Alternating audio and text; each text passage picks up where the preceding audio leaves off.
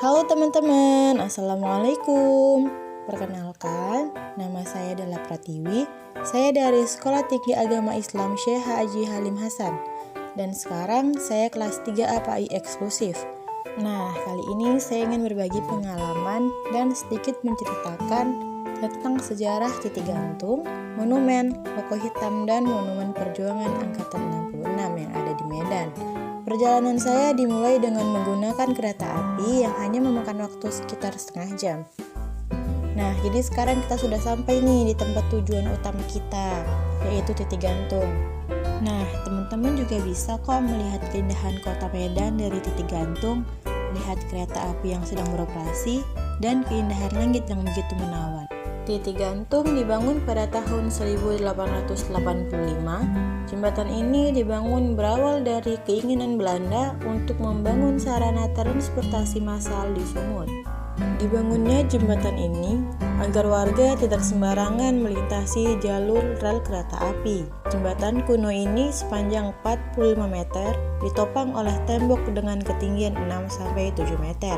Uniknya, meski dibangun di abad ke-18, jembatan ini memperhatikan hak pejalan kaki dengan adanya tangga di sisi pintu.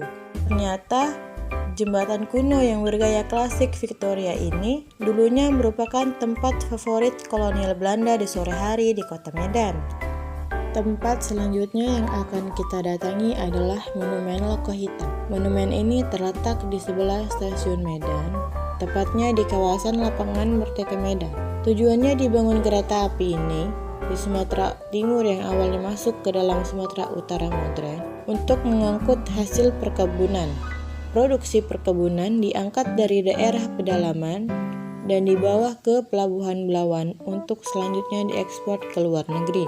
Perkebunan Sumut awalnya tembakau, namun berkembang ke perkebunan lain seperti karet, coklat, teh, dan kelapa sawit. Dan rel Sumut dibangun oleh perusahaan swasta DSM pada tahun 1886 sampai 1904 dan berhasil membangun jalan rel sepanjang 191 km.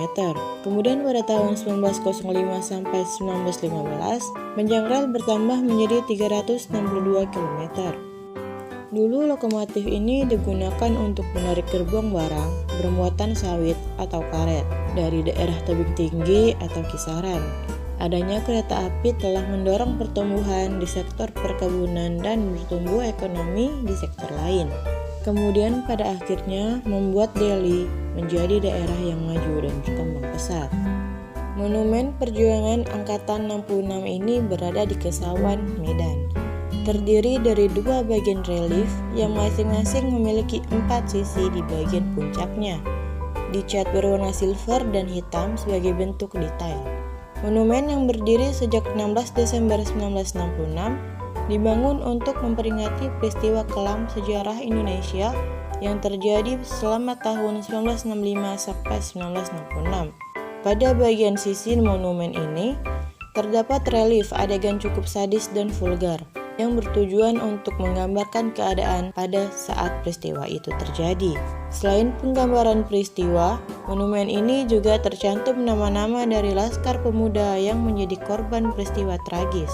Selain penggambaran peristiwa, monumen ini juga tercantum nama-nama dari Laskar Pemuda yang menjadi korban peristiwa tragis tahun 65 dan juga surat perintah 11 Maret atau Super Semar. Puncak monumen terdapat sebuah jam yang sudah berfungsi normal, lambang Garuda, 5 sila Pancasila, dan wajah ketujuh pahlawan revolusi yang gugur saat itu. Oke teman-teman, selesai sudah pembahasan kita kali ini.